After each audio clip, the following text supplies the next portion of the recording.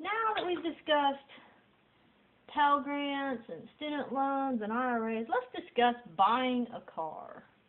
Our goal for this lesson is to know the 6 main guidelines for purchasing a car. Look at your vocabulary words. Extras that are above the standard components of a car are add-ons.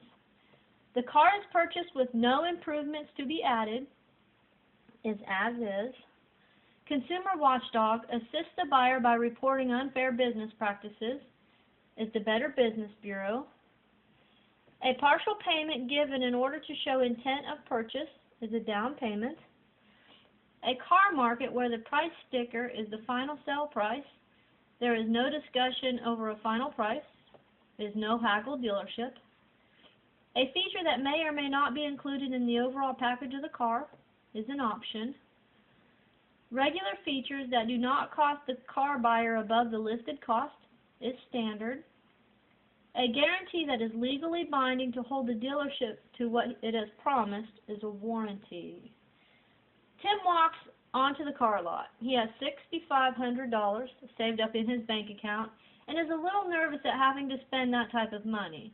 He's not really sure about how to make payments on a car or how much to give on a down payment.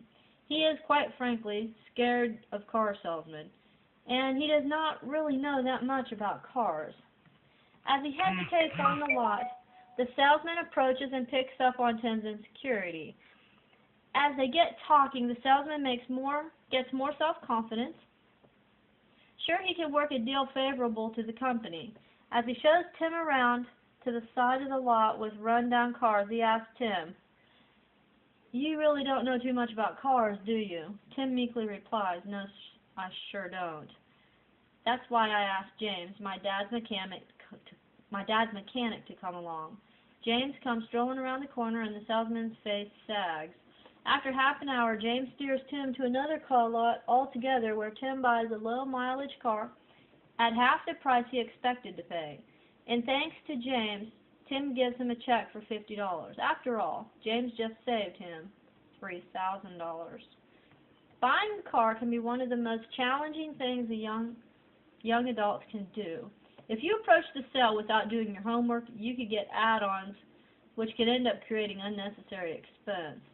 Sally went into a dealership intending to buy a particular model for $6,000. After she agreed to extras such as a stereo, air conditioning, power windows, her car totaled more than $10,000. Had she done a little research, she would have realized that the $6,000 was the price of a car that was stripped down to its bare essentials. It's important to check the car sticker and find out what is standard and what is an option. A standard item means it comes with the car at no extra cost. An option will cost you above the price of the car. Okay.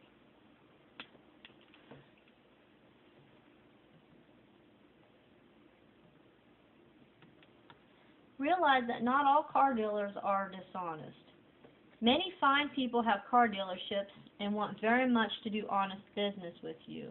If you are prepared, you can have a very satisfactory experience in purchasing a vehicle, whether it is new or used. Here are some tips as you prepare to make your purchase. Okay, so in our notes, let's put today's date.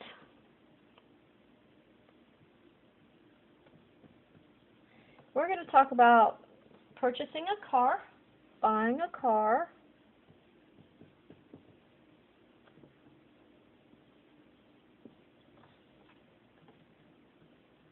okay, number 1 says, consider visiting a no-haggle dealership first.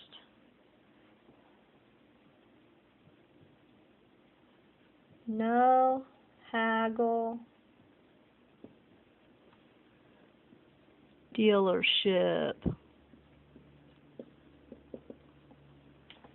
Many of these dealers give good deals, and you do not have to argue.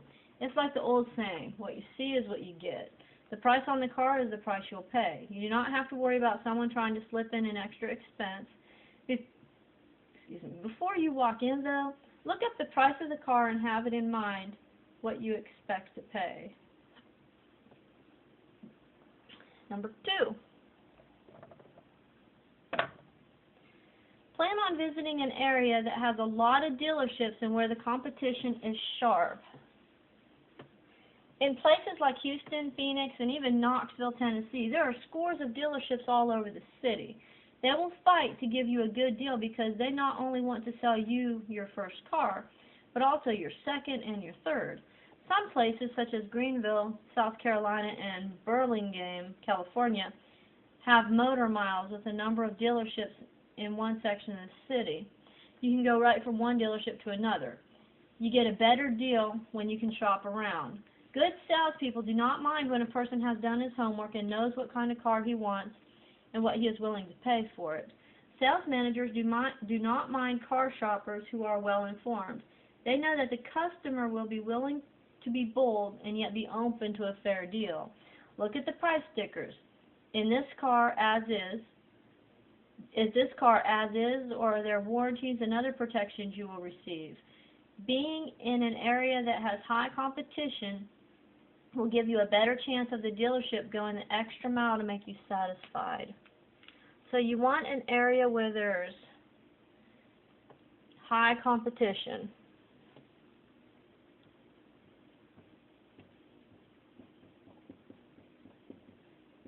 Competition keeps the prices low.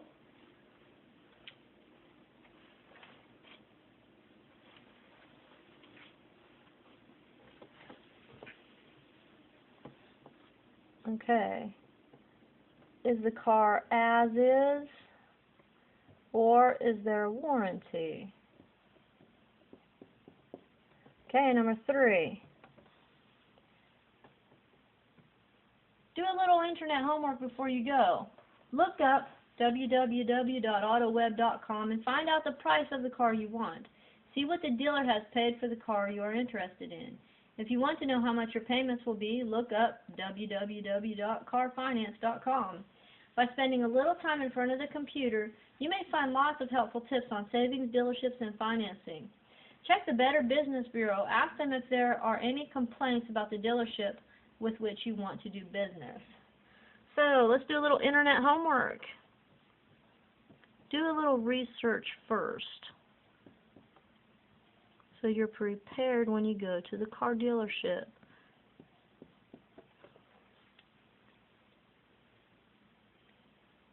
Okay, it says autoweb.com,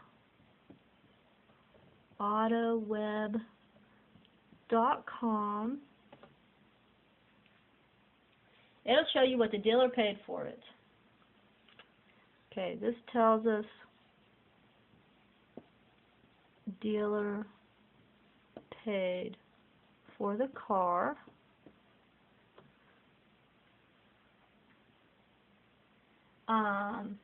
Look up carfinance.com.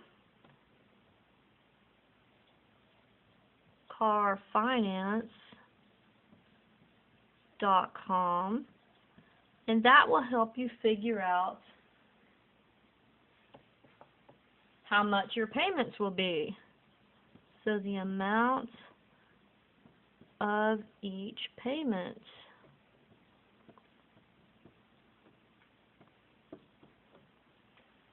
Alright. Sweet. There are 6 guidelines to buying a car. Here's a few of them. Number 1, try a no-haggle dealership first. Number 2, you want a place with high competition. Is this an as-is car, or is there a warranty? Number 3, do some internet homework. Go to autoweb.com. It'll show you what the dealer paid for the car. Go to carfinance.com, and it will tell you the amount of each payment.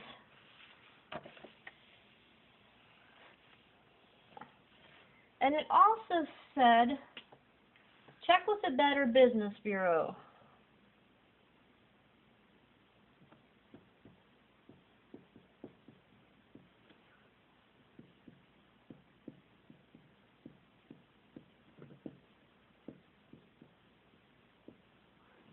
Okay. See if there's any complaints about the dealership that we want to do business with. Okay, number 4. Consider whether you want to buy a new car or a used car.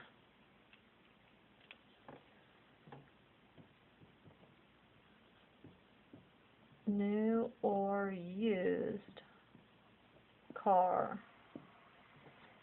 Bill buys a $3,000 car and sinks $2,000 worth of repairs into it. Sam purchases a $12,000 car and has had no repairs to make. Look carefully now. Who has spent more money? If appearance is top priority to you, you might not care about the financial end of buying a car as much as someone who really wants to save in the long run.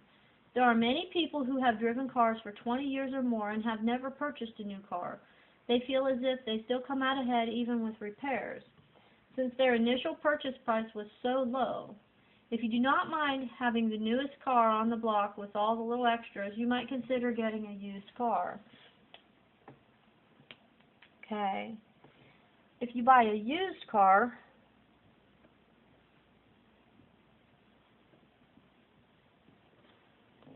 you need to remember that you may need to make some repairs on it. Whereas if you buy a new car, there shouldn't be any repairs for you to make. Alright. So, number 5. Whether you buy a new or used car from a dealership or an individual, bring along a knowledgeable friend. Take along someone who is well versed in auto mechanics. Take a mechanic with you.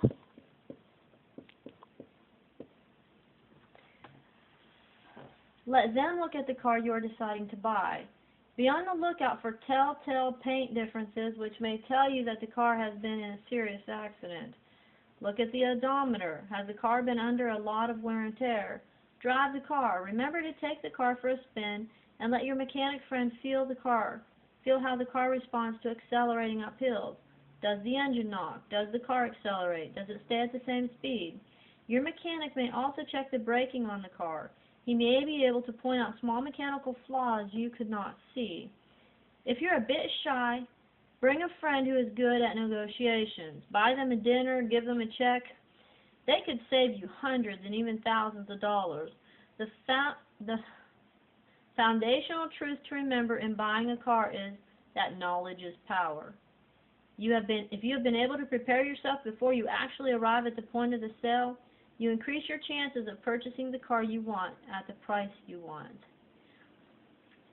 Okay, take a mechanic with you or test drive it and take it to a mechanic, but let a mechanic look at it. A mechanic can point out things that you may not see.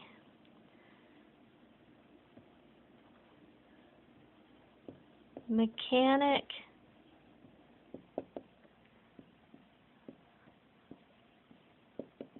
can point out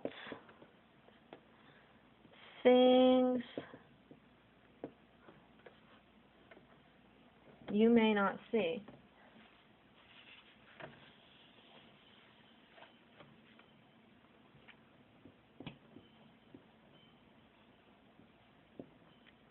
You may not notice.